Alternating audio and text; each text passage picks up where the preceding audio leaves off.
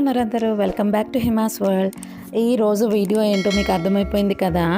Photo booth preparation ఎలా చేయాలో నేను ఇవాళ చూపిస్తాను. అర్హా ఫస్ట్ బర్త్డే సెలబ్రేషన్స్కి ఈ hearts shape photo booth prepare చేశాను నేను. సో ఇదైతే నేను 2 టైప్స్లో యూస్ చేశాను. ఫస్ట్ బర్త్డే ఫోటోషూట్లో యూస్ చేశాను అండ్ బర్త్డే రోజు కూడా ఈ ఫ్రేమ్ని యూస్ చేశాను. ఇది ఇవాళ ఎలా చేయాలో చూపిస్తాను. నా దగ్గర అయితే వుడెన్ ఫ్రేమ్ ఉంది, నేను అలా కట్ చేయించుకున్నాను. అంటే మా ఫ్రెండ్ కట్ చేయించుకుంది, సో నేను అక్కడ తెచ్చుకున్నాను. వుడెన్ ఫ్రేమే కాకుండా ఇంకా అదర్ ఆప్షన్స్ ఏంటంటే ఇలాంటి కార్డ్బోర్డ్ షీట్ మనకి స్టేషనరీ షాప్లో దొరుకుతుంది.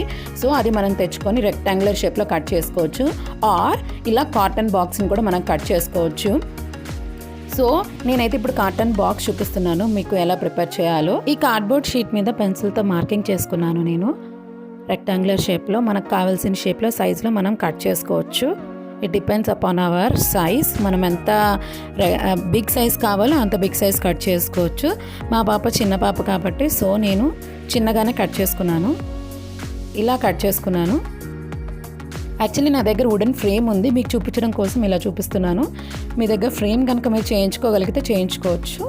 నేను ఈ ఫ్రేమ్ యూస్ చేశాను ఎందుకంటే మనకు థిక్గా ఉంటుంది, కార్డ్బోర్డ్ మనకు లైట్గా ఉంటుంది. సో ఒక 2-3 లేయర్స్ యాడ్ చేసుకుంటే మనకు థిక్గా వస్తుంది, సరిపోతుంది.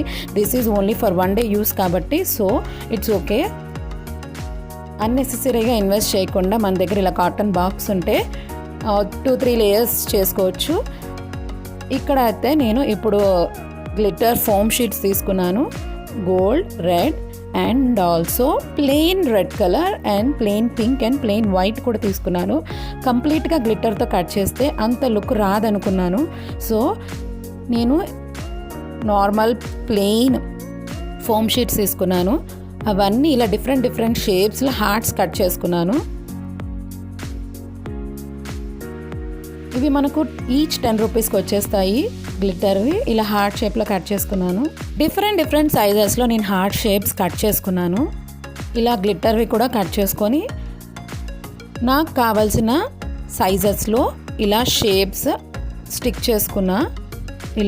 ఇలా చిన్న బిట్స్ అండ్ పీసెస్గా స్టిక్ చేసుకొని మనం ఫ్రేమ్ మీద ఈజీగా స్టిక్ చేసుకోవచ్చు.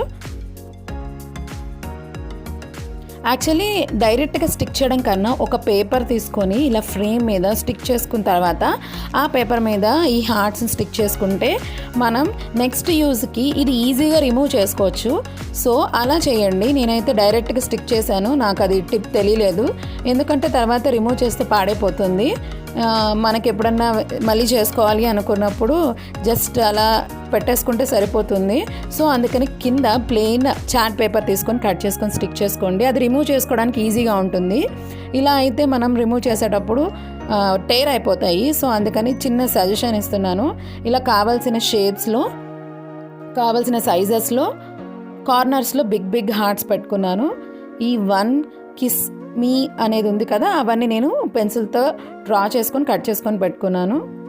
చూడండి, ఇప్పుడు ఇలా గ్లూ స్టిక్ తీసుకొని గ్లూ అంటించేసుకొని స్టిక్ చేసుకుంటే చాలా అయిపోతుంది. బట్ ఇది ఇక్కడ సింపుల్గా కనిపిస్తుంది. ఆ హార్ట్స్ అన్నీ కట్ చేసుకొని అన్ని డిఫరెంట్ షేప్స్లో మనకు కావాల్సినట్టుగా స్టిక్ చేసుకొని పెట్టడానికి నాకు 2 డేస్ పట్టింది. అలా గ్లూ పెట్టేసుకొని స్టిక్ చేసుకోవచ్చు డైరెక్ట్గా. యాక్చువల్లీ అక్కడ నేను చెప్పినట్టు మనం ముందు ప్లెయిన్ చార్ట్ పేపర్ తీసుకొని కట్ చేసుకొని పెట్టుకుంటే మనకి తర్వాత రిమూవ్ చేసుకోవడానికి ఈజీగా ఉంటుంది. మళ్ళీ సెకండ్ యూస్కి ఎప్పుడైనా యూస్ చేసుకోవచ్చు. నేను కిస్సింగ్ బూత్ థీమ్ చేస్తున్నాను. సో ఇలా కిస్ సింబల్ పెట్టేసుకున్నాను అనమాట. ఈ గోల్డ్ పేపర్లో ఇలా క్రౌన్ షేప్ కట్ చేసుకున్నాను. ఇవన్నీ బయట మనం చేయించాలంటే ఒక్క ఫ్రేమ్ మాత్రమే వాళ్ళు 1000 రూపీస్ తీసుకుంటారు. ఇక్కడైతే మనకు ఒక 50 రూపీస్లో అయిపోతుంది. ఈ 1 ఉంది కదా, ఎప్పుడైనా సరే మనం ఇలా లెటర్స్ కట్ చేసుకునేటప్పుడు గోల్డ్ పేపర్ ఉంది కదా, దాని పైన రాసుకొని కట్ చేయాలి.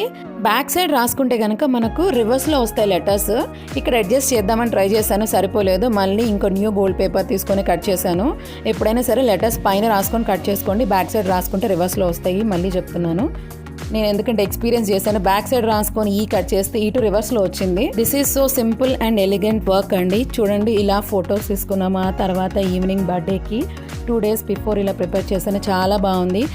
చాలా ప్రేమతో పుట్టింది కాబట్టి మా అమ్మాయి. సో నేను హార్ట్స్ అండ్ కిస్సెస్ టీమ్ చేశాను. That's all for today. Hope you like this video. If you like this video, like, share and subscribe to my channel. Don't forget to click the bell icon.